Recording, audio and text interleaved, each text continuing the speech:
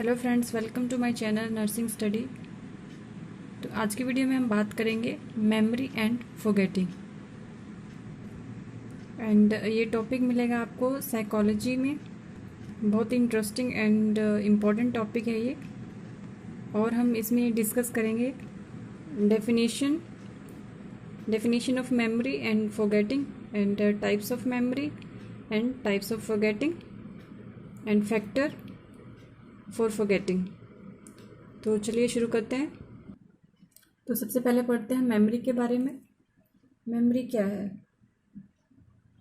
Memory is our ability to encode, store, retain and subsequently recall information and past experience in the human brain. Memory जो है हमारे brain की क्षमता है, capability है, जो कि इंफॉर्मेशन को, यानी कि काफ़ी सारी जानकारियाँ हुई, कुछ चीज़ें जो आप चाहते हैं कि हमेशा हमारी मेमोरी में रहें, उन चीज़ों को स्टोर करके रखता है, रिटेन करके रखता है। रिटेन मीन्स होल्ड करके रखता है, यानी कि उनको जो है लॉस नहीं होने देता है।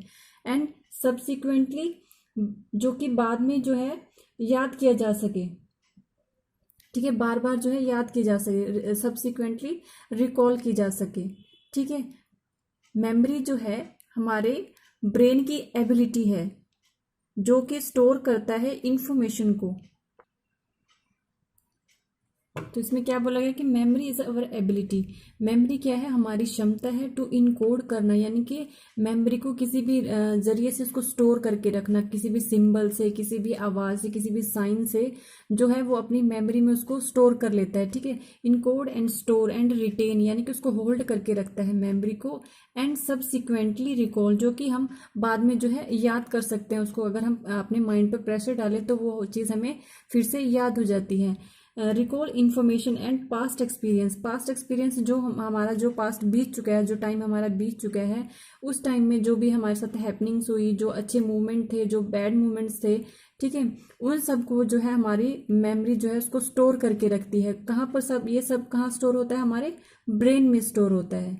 तो ये हुआ हमारा मेमोरी का पूरा डेफिनेशन।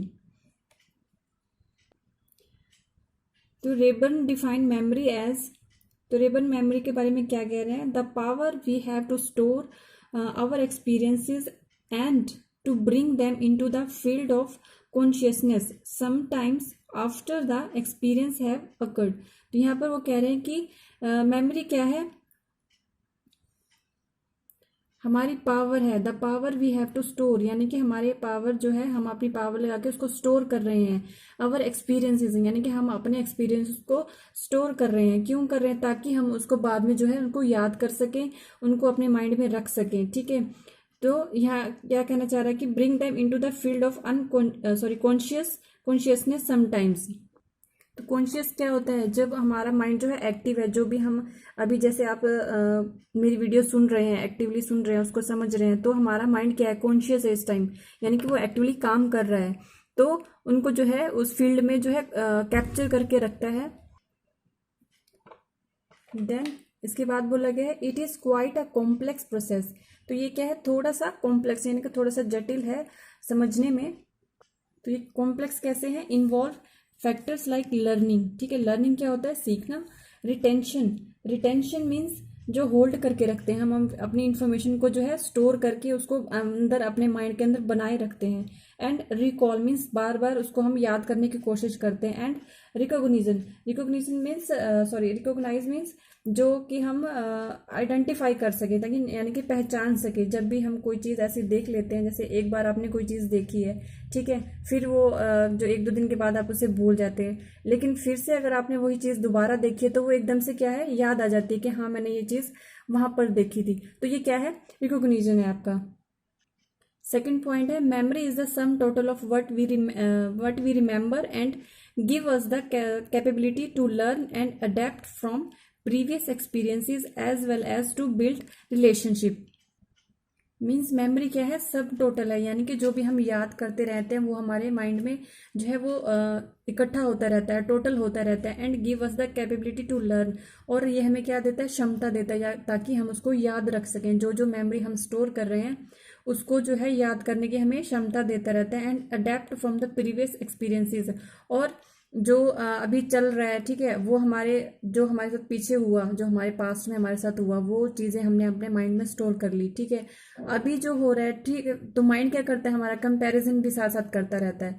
तो यहाँ पर यही वो बोलना चाह रहा है कि adapt from the previous experiences, यानी कि वो कंपेयर करके फिर कुछ नया हुआ तो फिर से उसको स्टोर कर देता है, ठीक है। As well as to be build relationship, तो यहाँ पर यही कह रहा है कि वो रिलेशनशिप जो है वो बिल्ड कर देता है, यानी कि वो कंपैरिजन भी चलता है मेमोरी में, ठीक है। पास्ट एंड प्रेजेंट में जो भी मेमोरीज हमारी हो रही हैं उसको जो क्या है वो रिलेशनशिप बनाता है, उनके दोनों के बीच में जो है बॉन्ड बनाता है।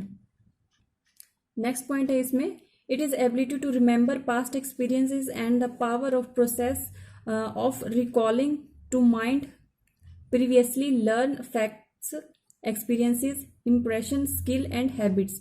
तो यहाँ पर भी यही चीज़ ये कहना चाह रहे हैं कि एबिलिटी क्या है, जो है रिमेंबर, यानी कि हमारी जो क्षमता है याद करने की, किसको, पास्ट एक्सपीरियंसेस को, यानी कि हमारे जो बीत चुका है वो जो हमने जहाँ से सीखा है, यानी कि जो हमारे जो फीलिंग्स थी पीछे जो हमने अपने माइंड में स्टोर किया, ठीक है, उससे हमने क्या सीखा है, ठीक है, हमारा जो क्या एक्सपीरियंसेस रहा है उसके साथ।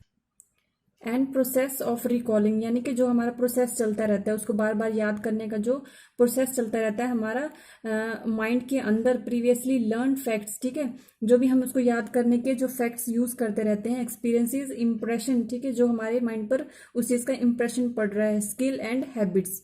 तो कहने का मतलब वही है कि जो ये हमारे क्या है माइंड की जो एबिलिटी है, ठीक है, जो कि हमारे हमें जो है पास्ट एक्सपीरियंस को स्टोर करते रहते हैं, ठीक है, और हमारे माइंड की ही ये पावर है कि हम उसको फिर से याद भी कर सकते हैं, ठीक है। और हमारे जो इससे पहले पॉइंट में बोला था कि हम जो है रिलेशनशिप भी बनाता है, ठीक है, प्रीवियस हमारे जो बीता हुआ पास्ट है उसके साथ, और जो प्रेजेंट जब भी हमारा चल रहा है, ठीक है, उसके साथ भी रिलेशनशिप बनाता है। अगर मैं आपको एग्जांपल दूं कि जैसे कि अभी आप मेरी ये मेमोरी की वीडियो देख रहे हैं, ठीक है, इसके बाद आप कोई और वीडियो भी देखेंगे, ठीक है, तो आपको मेरे पॉइंट्स याद होंगे जो मैंने आपको बताए, फिर आप जो नई वीडियो देख रहे हैं आप उसके पॉइंट्स भी याद करेंगे, ठीक है, तो आप दोनों में मैच करेंगे, ठीक है, कि कौन सा पॉइंट उन्होंने कौन सा पॉइंट बताया, मैंने कौन सा पॉइंट बताया, तो कौन सा आपको ठीक लगता है। तो यहाँ पे आपने क्या किया, कंपैरिजन किया, ठीक है, रिलेशनशिप बनाया दोनों में, तो ये हुआ आपका रिलेशनशिप स्किल, ठीक है। उसके बाद आ जाता है हाउ डज मेमोरी वर्क, कि हमारी मेमोरी कैसे वर्क करती है। एंड इंफॉर्मेशन प्रोसेसिंग मॉडल, यानी कि इंफॉर्मेशन को वो कैसे स्टोर करती है, ठीक है, उसको प्रोसेस कैसे करती है। तो सबसे पहले इसमें आ जाता है encoding, the information get into our brain, यहाँ पे our brain in a way that allow it to be store. तो यहाँ पर क्या कह रहे हैं, इनकोडिंग क्या होता है, इंफॉर्मेशन को ब्रेन के अंदर स्टोर करना किसी भी जरिए से, किसी भी इजी वे से, ठीक है, जैसे आप जो है अपने ब्रेन में स्टोर करते हैं, ठीक है, किसी भी तरीके से आप उसको स्टोर कर रहे हैं, चाहे आप उसको सिंबल बना के यूज कर रहे हैं या कोई ऐसा या फिर जैसे मैं सबसे पहले वीडियो से पहले एक जो वर्ड बनाती हूँ, जैसे मैंने अब मेमोरी का आइकन बनाया, जो ये देखिए जैसे मैंने ये चीज़ यहाँ पर जो है बनाई है आपको बताने के लिए, तो आपने इसको इस तरीके से याद कर लिया कि रेड कलर का कुछ था, यानी कि आपने कोडिंग टाइप से कुछ ऐसा बना लिया अपने माइंड में, ब्रेन में, और उसको स्टोर कर लिया, यानी कि उसको ब्रेन के अंदर स्टोर करने का कोई भी वे हो, ठीक है, ताकि जो मेमोरी है वो आपके ब्रेन में स्टोर हो जाए, ठीक है। उसके बाद आ जाता है storage, the information is held in way that allow it to be later be retrieved, यानी कि मेमोरी को आपने स्टोर कर लिया इनकोडिंग करके, उसके बाद स्टोरेज क्या है कि उस मेमोरी को रिट्रीव करना, यानी कि फिर से उसको प्राप्त करना, ठीक है, फिर अगर हम याद करें तो वो मेमोरी फिर से हमें याद आ जाए, ठीक है। नेक्स्ट पॉइंट है इसमें रिट्रीव, रीएक्टिवेटिंग है, इसमें क्या है, जैसे हमने याद किया, तो यहाँ रिट्रीव में क्या है, हम उसको फिर से एक्टिवेट कर रहे हैं, यानी कि वो मेमोरी को हम फिर से जो है जीवित कर रहे हैं, रीएक्टिवेटिंग एंड रिकॉलिंग द इंफॉर्मेशन, ठीक है, यहाँ पे भी यही कह रहे हैं कि उसको एक्टिवेट किया एंड रिकॉल किया, फिर से याद किया इंफॉर्मेशन को, and producing it in a form similar to what was encoded, ठीक है। इस यहाँ पर भी वही कहना चाह रहे हैं बार बार कि हमने उस मेमोरी को फिर से एक्टिवेट किया, उसको फिर से याद किया, और फिर उसको प्रोसीड किया किस तरह से, जैसे कि हमने इनकोड किया था, ठीक है। उसने भी ऐसे कुछ सिंबल बना के, कुछ निशान बना के, कुछ आवाजें या कुछ भी इस तरीके से जो है अपने ब्रेन को जो है इनकोड कर दिया। नेक्स्ट आ जाता है इसमें करेक्टरिस्टिक ऑफ गुड मेमोरी। तो मेमोरी के करेक्टरिस्टिक क्या है, इसमें आ जाता है इमीडिएट अंडरस्टैंडिंग, यानी कि आपको एकदम से समझ आ जाए, मैंने जो बताया आपको एकदम से आपके माइंड में वो कैप्चर हो जाए और आप उसको स्टोर कर लो, ठीक है। ये होता है उसके गुड मेमोरी के characteristic.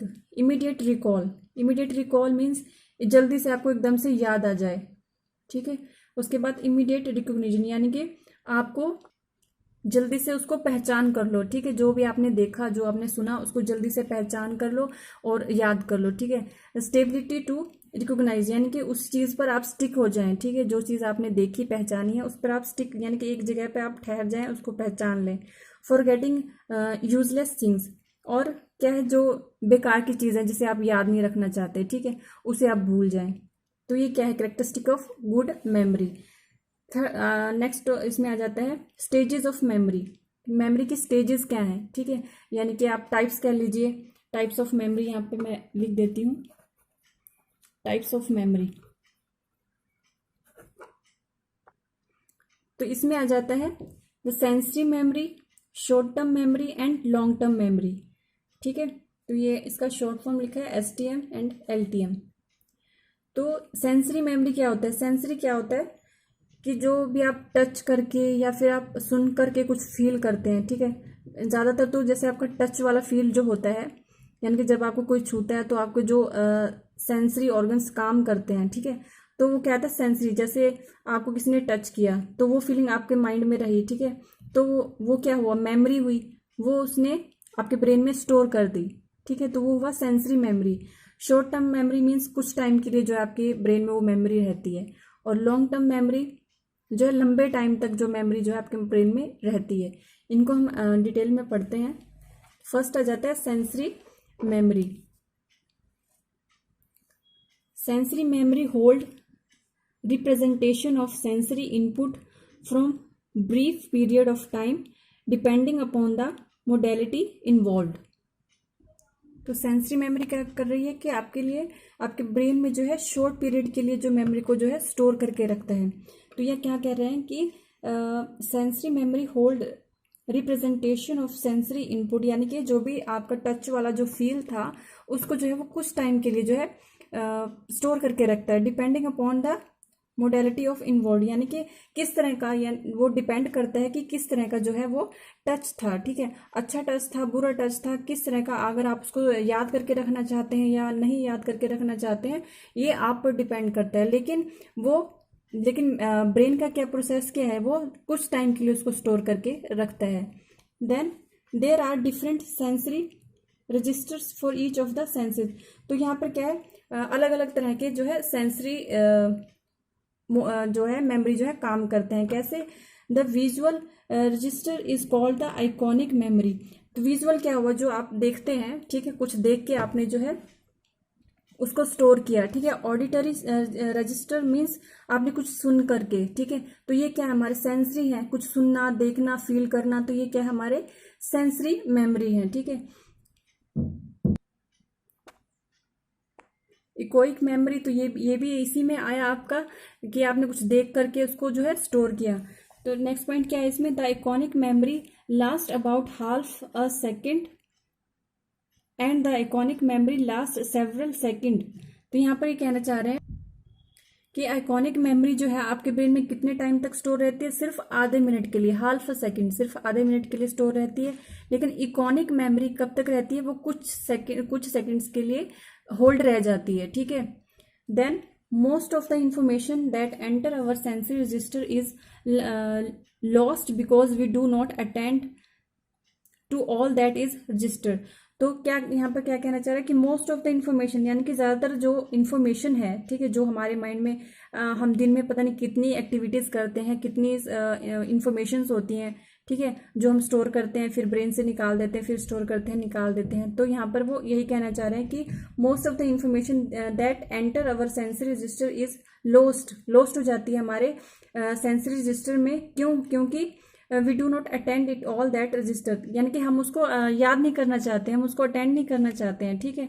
What ever we attend to move on to the next stage of the memory, अगर हम किसी मेमोरी को चाहते हैं कि वो हमारे ब्रेन में स्टोर हो जाए, तो हमारे ब्रेन जो है उसको आगे सिग्नल दे देता है कि उसको हमने स्टोर करके रखना है, ठीक है। देन आ जाता है sensory memory,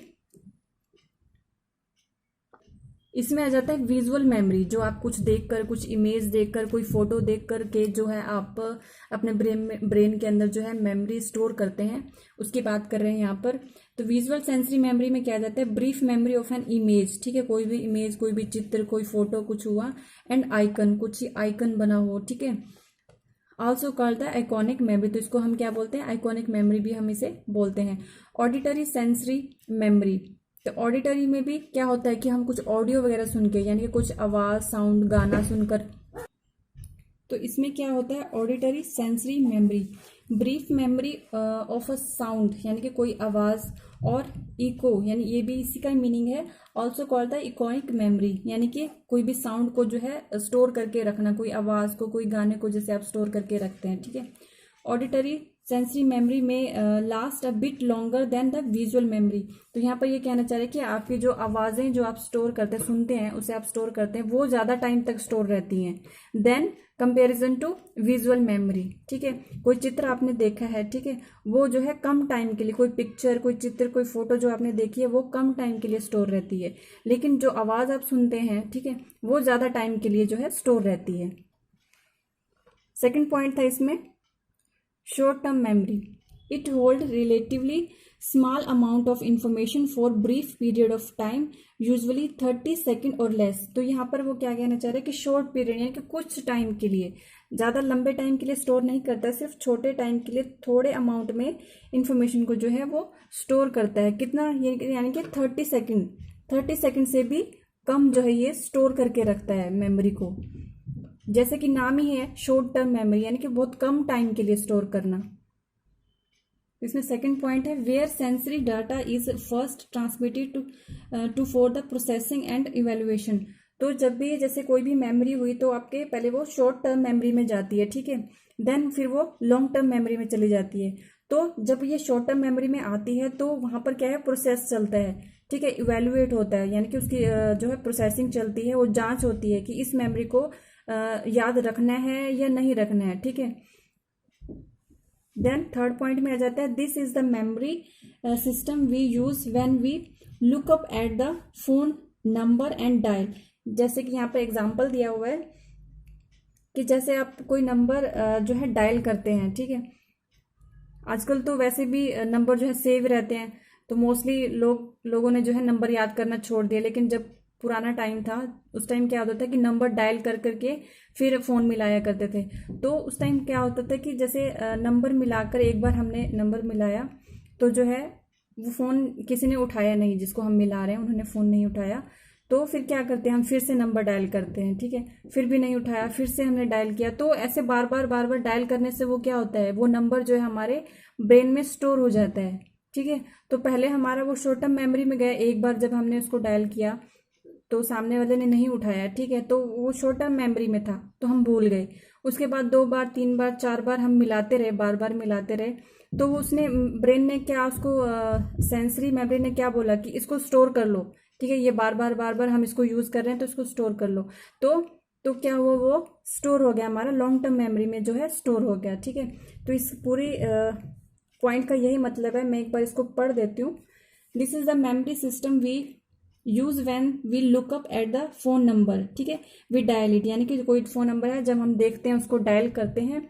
if we are connected on the first instance, यानी कि अगर हम पहली बार में अगर वो नंबर लग जाता है, ठीक है, तो टेलीफोन नंबर इज फॉरगेटन, तो हम वो उस नंबर को हम भूल जाते हैं, यानी कि पहली बार में अगर फोन अटेंड हो गया, सामने वाले ने फोन उठा लिया तो हम वो नंबर भूल जाते हैं।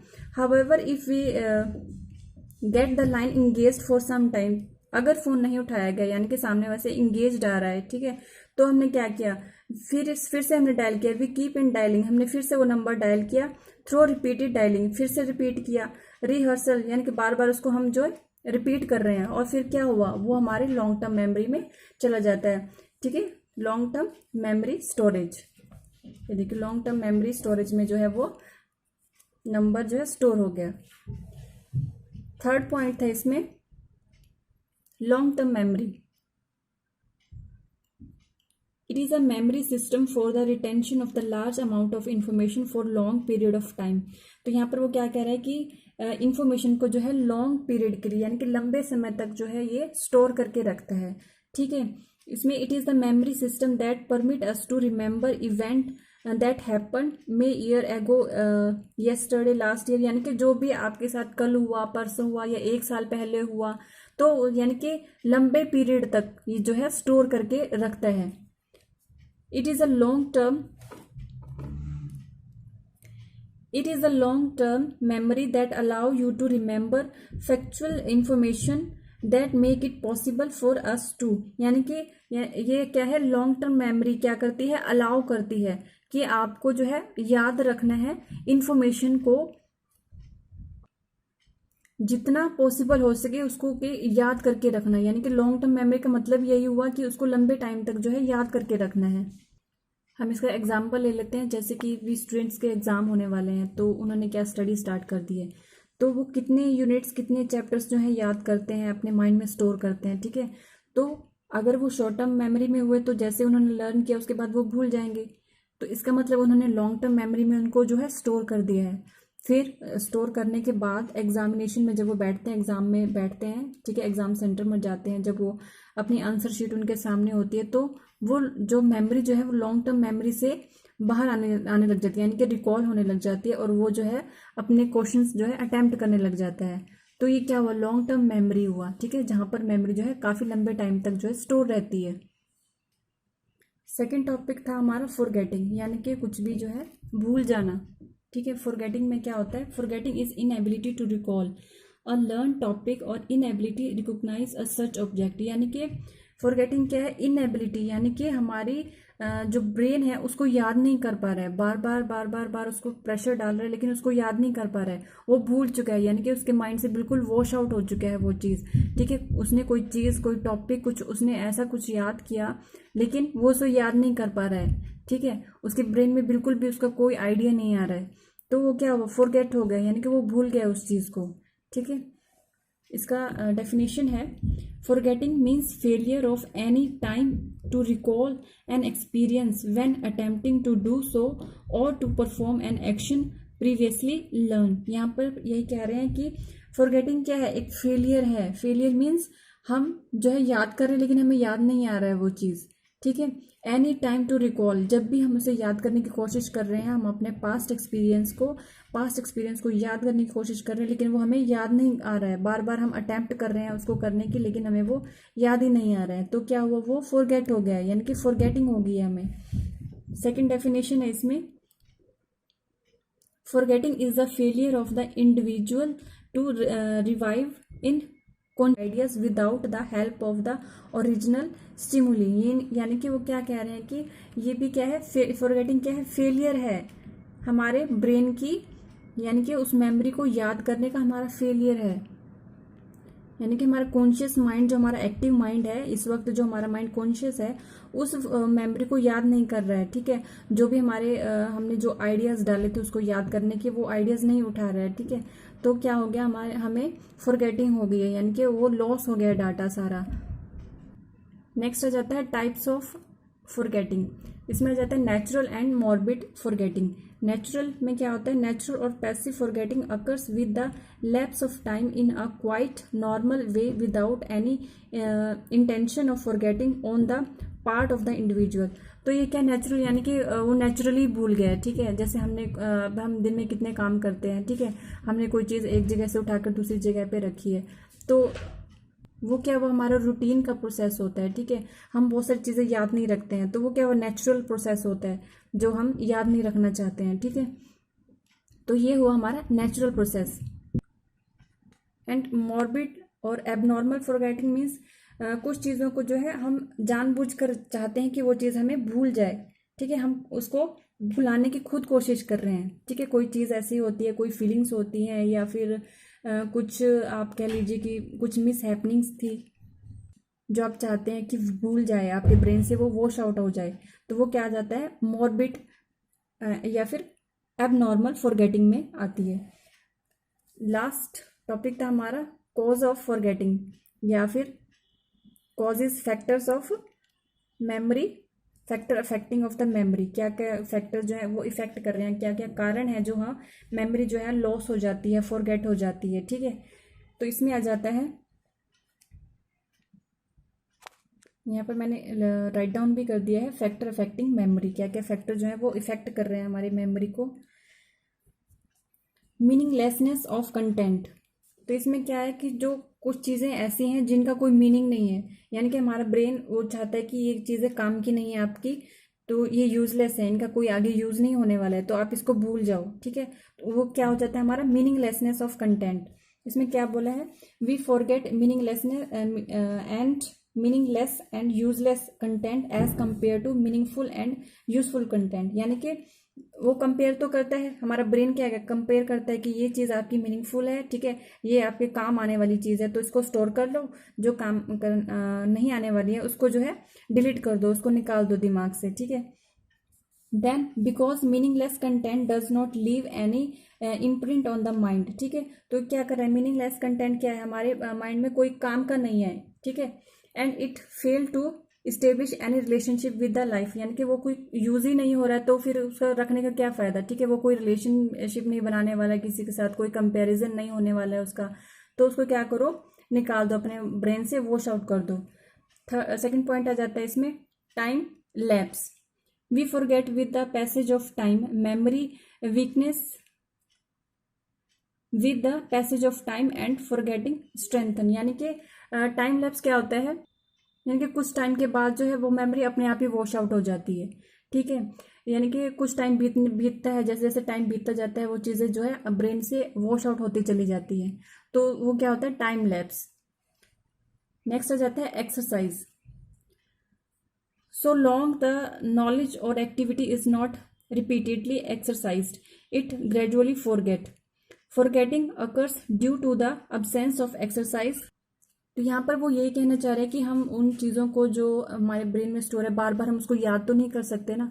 अब जैसे आप किसी मैरिज में जाते हैं, ठीक है, वहाँ पर जो इवेंट हुए, जो भी फंक्शंस हुए, ठीक है, आपने उसमें पार्टिसिपेट किया, आपने डांस किया, ठीक है, इंजॉय किया, तो वो चीज़ें आप फिर से नहीं कर सकते, तो वो क्या है, स्टोर हो गई है। लेकिन टाइम स्लैप में क्या हुआ, वो काफ़ी टाइम हो गया, 2-3 साल पहले की बात थी, तो उसमें वो धीरे धीरे वो मेमोरी जो है आपके जो ब्रेन से जो है वो शार्ट होती चली गई। और एक्सरसाइज में क्या हुआ, वो दोबारा चीज़ें तो हुई नहीं। ठीक है, तो वो क्या हुआ, वो भी हमारे ब्रेन से धीरे धीरे जो है निकलती चली गई।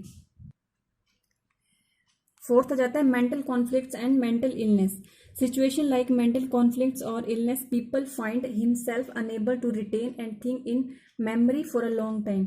तो मेंटल यानी कि कुछ मेंटली इश्यूज भी हो सकते हैं, यानी कि कुछ मेंटली प्रॉब्लम हो सकती है जिसकी वजह से जो है जो ब्रेन जो है हमारा उस मेमोरी को स्टोर नहीं कर पाता है।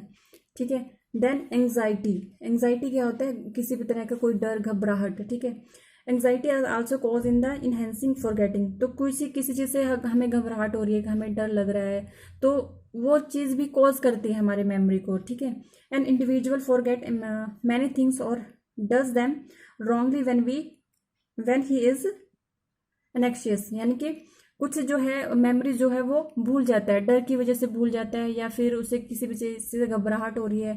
ठीक है, जैसे कि आप देख लीजिए कि कोई स्टूडेंट जो है पहली बार इंटरव्यू देने जा रहा है, तो उसके अंदर इतनी एंग्जाइटी हो रही है, तो जब वो इंटरव्यू के सामने जो हमारा इंटरव्यू लेने वाला है बंदा है, ठीक है, जहाँ पर वो इंटरव्यू देने गया है वो सामने बैठा है, तो उसको एंग्जाइटी हो गई है। ठीक है, वो घबराने लग गया है, तो उसने क्या क्या हुआ, वो सब कुछ भूल गया, जो जो वो लर्न करके आया था, जो वो प्रिपेयर करके आया था, वो सब कुछ वो उसके माइंड से क्या हुआ, वॉश आउट हो गया।